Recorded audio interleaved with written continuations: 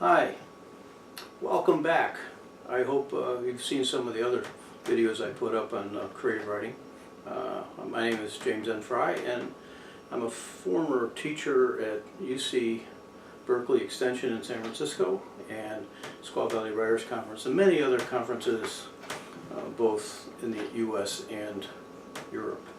In fact, I'm still available to speak if you have a conference coming up. Today's subject is conflict. I'm a terrible speller. I misspelled quandary, and I had how it shows what a character is instead of who. Well, I thought it over, and I think it should be who, but it's you know, when I put what, I was thinking of, you know, like it shows that they're a skinflint or violent or whatever. But anyway, conflict is extremely important, extremely necessary, and quite misunderstood. You know, I used to get all the time, people would say, well, I don't like conflict. I don't like violence. Well, violence is conflict, but it's not the only kind of conflict. In fact, it's only a small percentage of the conflicts are actually violent. What conflict is, it's an opposition of wills. It means that a character wants something or needs something, has to have something, is desperate for something, and there's obstacles in the way, usually other characters, but it could be a mountain or a wood. They're lost in the woods or they're out on the ocean. The obstacles do not have to be other characters, but usually they are. And it doesn't have to be life and death. Conflict can involve you know, young man asks a young lady for a date, or a young lady asks a young man for a date, and it's because it's something that they want and they really want it badly. Then the conflicts can be very intense, even though they are quiet. In other words, nobody's shouting, screaming, or throwing punches, but they're you know, emotional. There's emotional intensity, and sometimes that emotional intensity is quite hidden. But that's what conflict is about. And the way that people respond to conflict, the way that characters respond to conflict, defines who they are. Or, as I had before, what they are. Are they a skinflint? Are they violent? Or whatever they are, conflict will expose them. And it's a much more powerful way to expose a character than just telling the reader about them. You could say, well, Joe is a skinflint, but it's much more powerful to show him being a skinflint and show him other people objecting to his being a skinflint. And that creates conflict, and conflict exposes character. Conflicts in one way, when you see a character in action doing something or being something,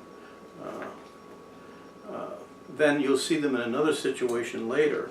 You'll have a good sense of how they're going to react. My old mentor Lester Gorn used to tell us in his workshops about three soldiers who are out on patrol. There's a sergeant, a corporal, and a private. And they come to a stream, and it's a cold day, and the stream is icy cold, and they have to cross it. So the sergeant says, we'll take a 10-minute break before we cross the stream. Well, the private can't stand the idea of sitting there looking at the stream for 10 minutes while he has to face the idea of getting into it. And so he just jumps right into it and crosses the stream immediately. The corporal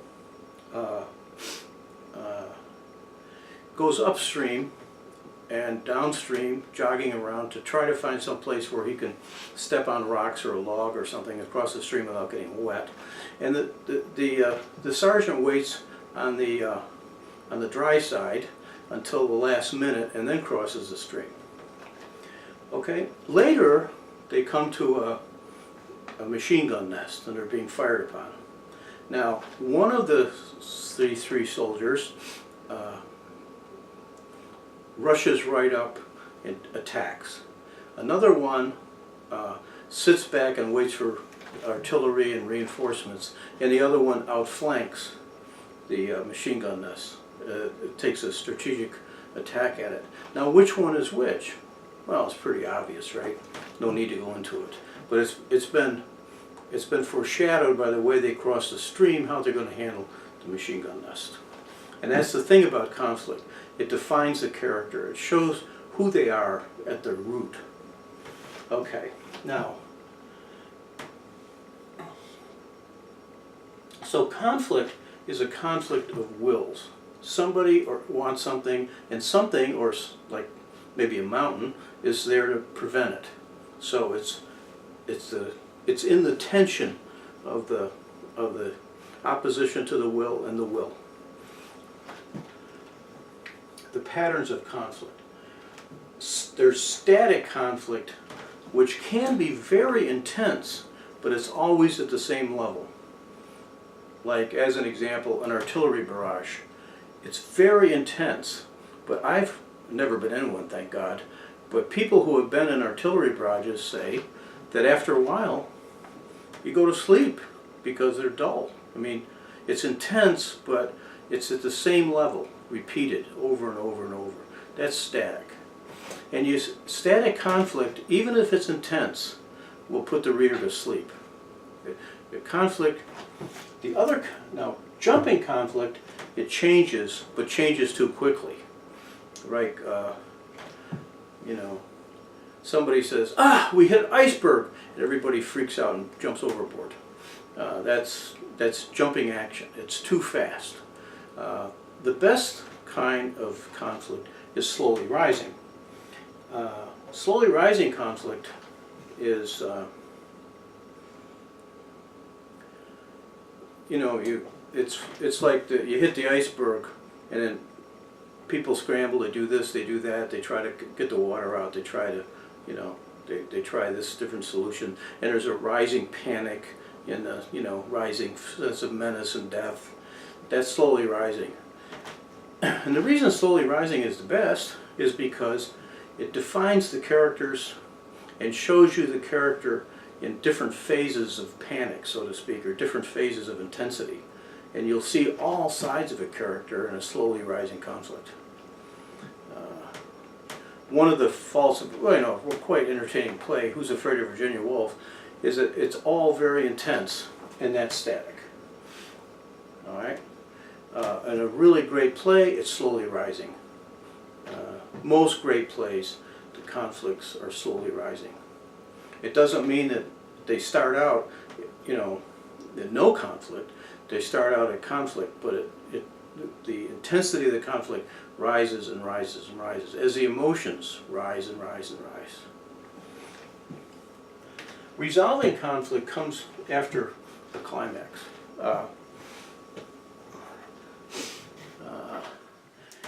This is a kind of a little diagram of a rising conflict. Rises up, hits a climax, and then there's this short resolution. And a dramatic work of novel, any work of fiction, any good work of fiction, any dramatic work of fiction, is a series of these rising conflicts. You know, I wrote this book about this. I'm supposed to show you the book each time, How to Write a Damn Good Novel, and How to Write a Damn Good Novel 2. And I have others I'll show you in subsequent tapes. Like I have one on myth called The Key. I'm writing with a mythic paradigm in mind. Resolving conflict is this. It's falling conflict. And falling conflict comes at the end of a scene or at the end of a story. It's after the climax. A scene rises to a climax and a story rises to a climax in a series of scenes. Now, Dwight Swain, a very good creative writing teacher, very well known, got a huge following, wrote a book in which he talks about scene and sequel. A scene is, you know, characters together, each trying to get what they want, becomes more and more intense. You get a slowly rising conflict. And it's followed, each of these conflicts may be followed by a sequel. And the sequel shows the inner conflict of the character, which is emotion, quandary, then decision, then action. Like, I used to, in my classes, I used to tell this story, this poor slob. He comes down for breakfast one morning, and his wife tells him he's got to go in for a raise, right? After he gets out of the house, he feels emotion. God, he's afraid of the boss. Yeah, what am I going to do?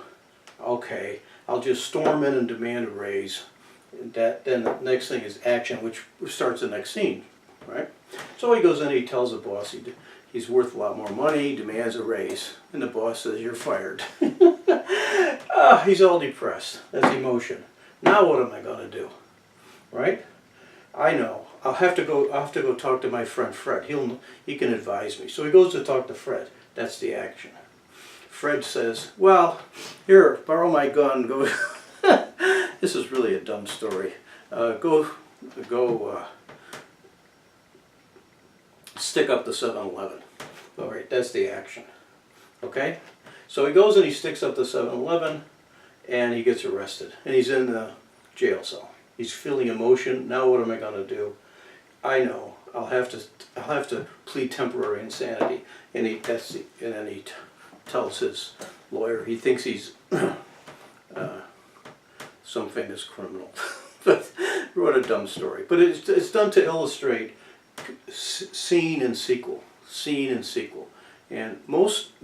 sometimes the actions are not shown to the reader, and sometimes just a sequel. As an example, in my stupid little story holding up the 7-Eleven, he decides to hold up the 7-Eleven, and the next scene he's in the paddy wagon being taken downtown, and we never see the holdup.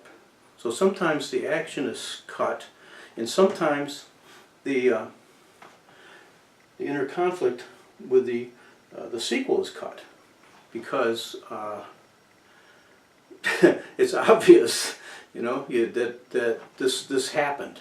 This happens in real life, of course, all the time. It happens in fiction all the time, and in drama, and in screenplays, and all over the place, where something happened, the decisions are made off stage. We see the actions and the decisions are made.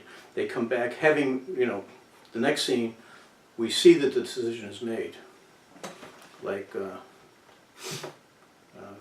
all the time. So, even though the story progresses, scene, sequel, scene, sequel, scene, sequel, they're not all shown to the reader. Sometimes they're eliminated, they're left out. Sometimes it's more dramatic leaving them out than showing them. Well, that's a quick overview of conflict. More will be said in subsequent tapes. Conflict being extremely important. It's right at the core of all good dramatic fiction writing. Well, I hope to see you next time. Take care. Right.